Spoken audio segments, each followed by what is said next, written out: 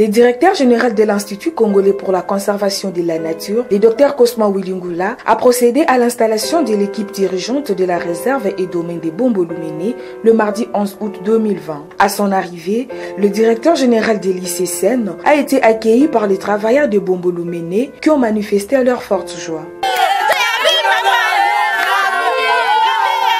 La cérémonie a débuté par l'hymne national, entonné par les élèves qui ont assisté à cette manifestation. Debout comme un, unis par l'espérance de son enfant, l'Otakoubé, et pour les bancs, prenons les plus belles là, dans la paix, au peuple Adam, l'hymne sacré de notre solidarité. À notre postérité pour toujours.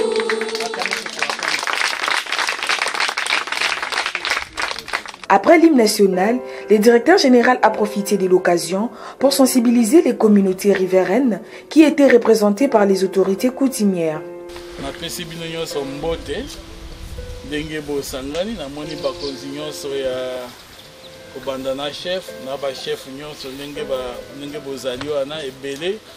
Eza esengo mingi pona biso bino nde bakolo mabele bino nde bakonzi awa eloko moko eki kosalema te soko bino nano boyebi te mpe bozali te eza esengo pona biso lokola babengaki bino totondi bino botondi merci mingi mpo ya nini tosangani lelo mpo ete bamwa mikolo ewoti koleka. C'est vrai, totindaki mwa équipe bande kosala wa directeur azalaki awa na directeur adjoint na ye bazalaki awa mais kolandana na ba mwa mbeba mike po esengeli eloko wana yeba na makasi po epai na biso toza na makambo oyo tovokaka ata moke te kosupporte mpe koyeba kolimbisa yango oyo nde babengaka abomination.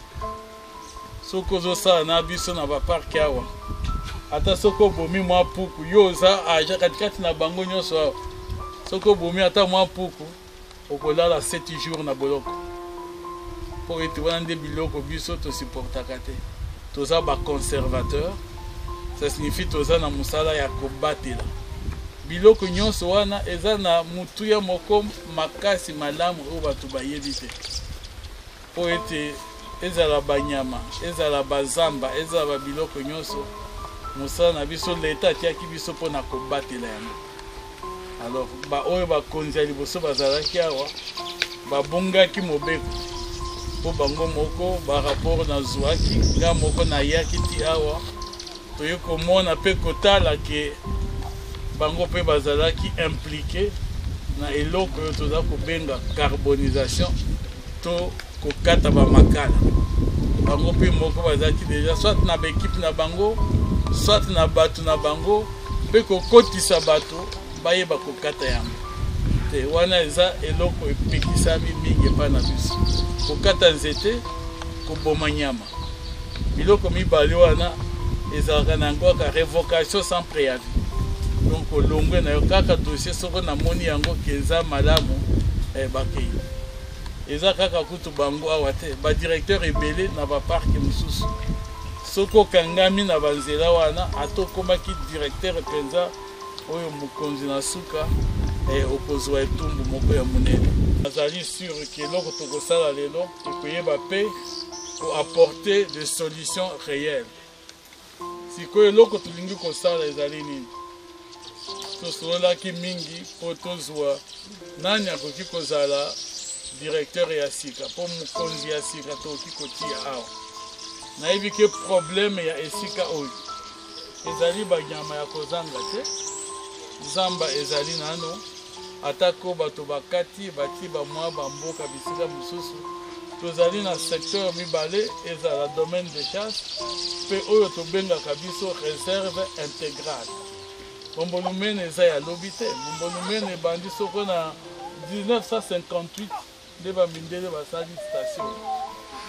Alors banda wana ti lelo tokomi na 60 ya indépendance obakisi 2 ans wana donc awa déjà depuis 62 esengelaki ke bato bayeba déjà eloko nini ezali kobengama kobatela zamba pe kobatela esika oyo lelo ville na biso ya Kinshasa lete boyebi tina nango te ville ya Kinshasa tokomi na plus de 15 millions d'habitants soko Kinshasa eza na 15 millions d'habitants pembeni ya Kinshasa zamba ta moko eza te or eloko esengeli toyeba eza ni biso bato pour que tokoka kovivre Nzambe atiaki eloko moko na kati ya mutu tango akelaki mutu atiaki biso interdépendance moko ezali kozwa mopepe oyo toza kozwa wana ya pamba nde tobengaka oxygène oxygène wana tozwaka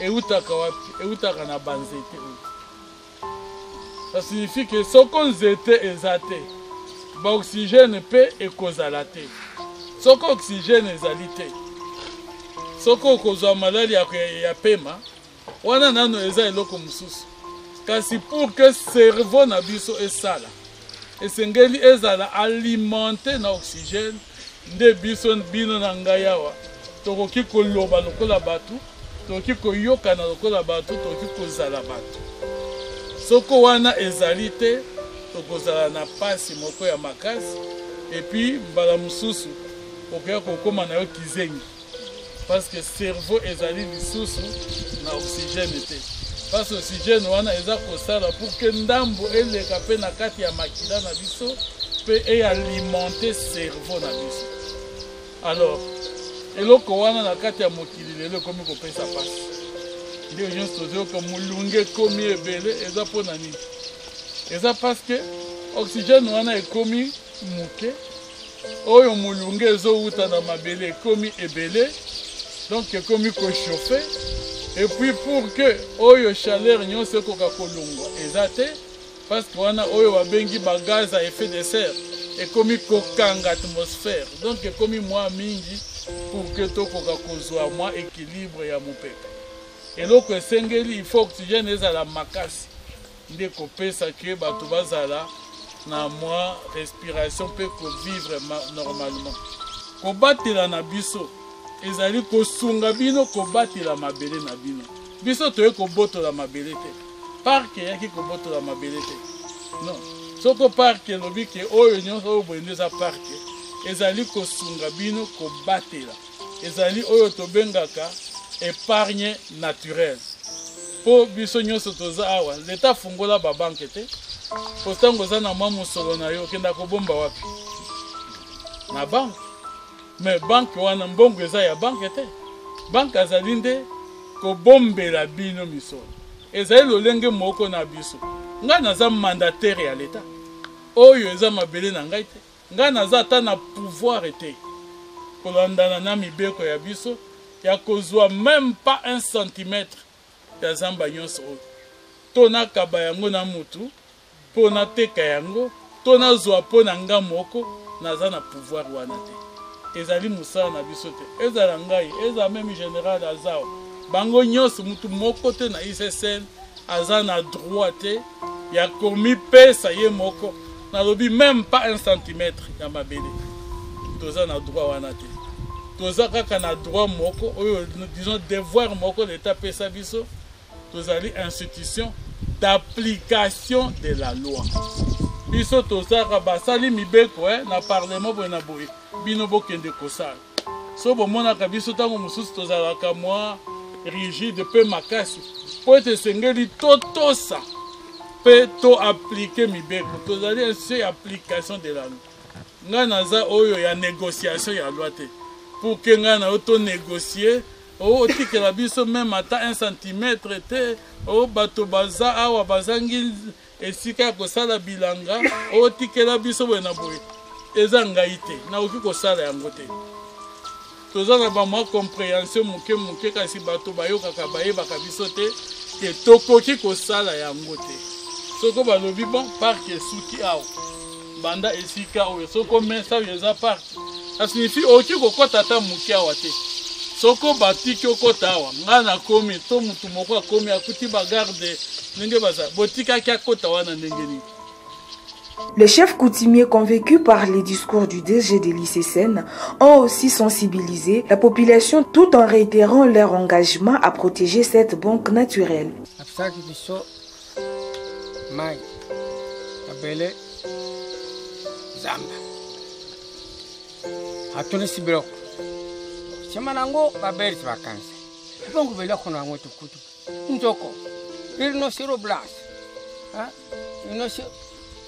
Gori de montagne, banyam bilo kuniga nandenge. Tu que ça va bonne ni.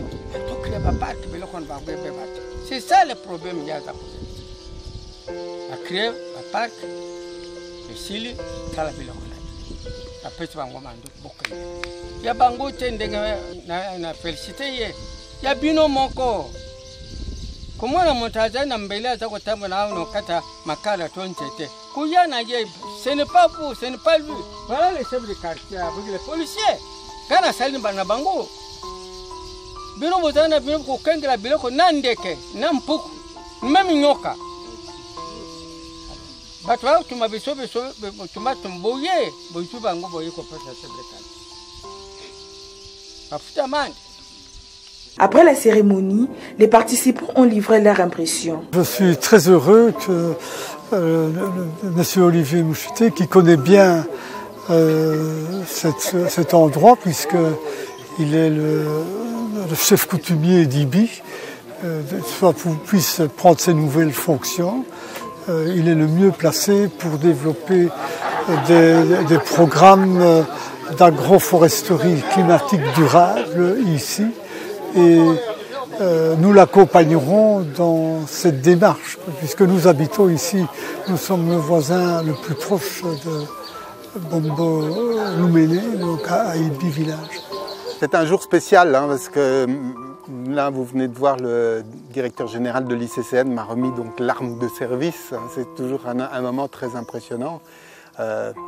J'aurais dû crier notre cri de ralliement de Siamalamala, c'était le moment de le faire. Je suis vraiment très content d'abord que les chefs coutumiers sont venus assez nombreux ici, non seulement le chef Labi de Mbankana, mais aussi celui de Mouchene, le jeune de Bouantaba. C'est très bien qu'ils soient là, et vous avez entendu ce qu'ils ont dit, ils sont impliqués, ils connaissent la problématique, et donc avec la mise en place du dispositif des conservateurs communautaires, et la multiplication des occasions d'échange et de partage, moi j'ai bon espoir qu'on arrive à faire de la réserve de la Bombo-Lumene ici un vrai centre de développement durable avec une population et une végétation et une faune qui vivent en bonne harmonie.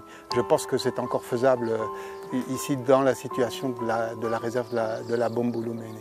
Ndenge bati mokunja ya sika to sepeli makasi. Mais mokunja sika soko bati ye na ye mokunja ye oya yikoti ye fo alekisa makamu yoso na kati na musala ya kusala. Eza tete na gauche alekisi na droite abombe za bongote. Ye mokunjile kwa ye wana ye moko ajibisana ye Olivier ki na mboka wa eloko tuzoko bete ya sete biso wa po na kati na mabele oyo nyamaliaka na kati na banzete soko banzete bazako kata nyama akulia te soko bazako tuma moto nyama akovanda te bo mboka na kati na reserve ekuko vanda te akata oyo ya biso ndelo ya kote ya biso tukulia atika kote biso surtout kenja ya reserve ezale kama musute ngana zala kana ngomposa poaza ateti o bamusu balia bamusu bavanda bamusu basala bamusu bavanda bakengela mebeko ezale bongo te soko bapesi mebeko ezali ya biso yonso tu tukengela mebeko wana. Pour le docteur Cosmo, DG de l'ICSN, son choix a été motivé par l'expertisme que possède Olivier Moucheté et ajoute que l'ICSN n'abandonnera pas sa stratégie d'impliquer la communauté car elle donne de bons résultats. Comme vous le savez, le choix de gestion ici dans nos aires protégées dépend de la formule de gouvernance que nous mettons en place. En fait, ici, nous n'avons pas voulu prendre une organisation, mais nous avons voulu prendre une expertise qui a beaucoup plus de liens locaux. Vous savez que cette région est plus envahie par des menaces d'ordre communautaire. Et il fallait par tous les moyens trouver une solution qui peut vite toucher le point qui constitue la menace. Et c'est comme ça que nous avons pris Olivier, qui a déjà suffisamment de l'expérience dans le projet en face d'ici, mais qui est également un natif et un descendant de la famille royale ou coutumière d'ici. Voilà ce qui a motivé tous ces choix. Nous avions réellement besoin de quelqu'un qui pouvait bien être ici dans un milieu où il est familier, au lieu qu'il y ait toutes les qualifications d'être venu d'ailleurs, d'appartenir à tel groupe, mais au moins c'est un enfant du milieu qui a été choisi. Et ça, ce sont les motivations principales. Mais également, il s'est fait que c'est quelqu'un qui a toutes les compétences scientifiques et voulues, parce que c'est une exigence pour nous. Non, on ne peut pas lâcher, comme je vous l'ai dit toujours. On doit faire conscientiser notre population que nous conservons pour eux. En fait, nous jouons un rôle, une mission qu'elle ne sait pas elle-même faire. Vous savez, l'épargne dans un pays comme le nôtre qui a connu beaucoup la thésaurisation, ça demande que les gens prennent conscience qu'ils ont besoin de garder quelque part. Et ainsi, nous compensons les faiblesses de vouloir aller toucher tout le temps à ce qu'on a épargné. Mais je crois qu'aujourd'hui, ils connaissent qu'ils sont dans l'espace qui n'est autre que le leur. Nous n'avons pas le pouvoir de déplacer cette réserve autre de ces milieux. Mais nous leur assurons la protection. Ils sont le premier bénéficiaire des services écosystémiques. Tous les services que produit cette réserve, ce sont eux la population riveraine. Et si elles peuvent avoir tous ces attributs, je crois qu'il était grand temps que nous puissions leur faire bénéficier de ça. Parce qu'au-delà de tous ces autres services, n'oubliez pas une coutume qui est à l'ICCN. C'est que lorsque le tourisme reprend, ils ont droit à la rétrocession de recettes brutes de 30%. Doit être rétrocédé aux communautés locales. Afin d'assurer tout le projet d'intérêt communautaire. S'il faut qu'on intervienne dans un village ou dans l'autre, on a déjà un compte de rétrocession qui peut jouer tout ce rôle-là. C'est ça la contribution que l'ICCN apporte à la population, parce que ce sont nos vrais partenaires. Et la conservation, en fait, c'est à leur bénéfice et ça leur appartient, le site et tout ce que nous pouvons avoir. En réalité, nous tenons à travailler ensemble pour combattre la pauvreté. Moi, c'est mon credo, pour qu'on ne fasse pas de la conservation pour la conservation sans apporter de ressources et des atouts.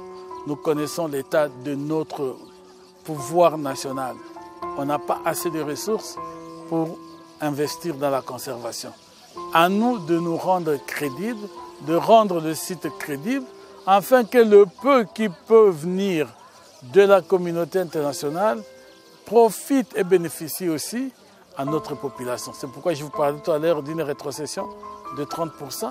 C'est juste pour essayer de répondre à quelques besoins communautaires et essayer d'améliorer la vie des populations. Parce que l'objectif de l'ICCN dans ces formules de gestion aujourd'hui, c'est de concilier la gestion, la conservation et le développement.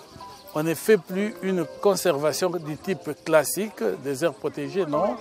Nous voulons une conservation qui porte en elle-même les éléments d'un développement du milieu dans lequel nous évoluons. Le directeur général de l'ICCN a fini sa mission par la visite de l'école qui a vu sa toiture emportée par le vent, où il a promis sa réhabilitation dans un court délai et surtout qu'il n'a pas oublié ses œuvres sociales aux femmes des éco-gardes.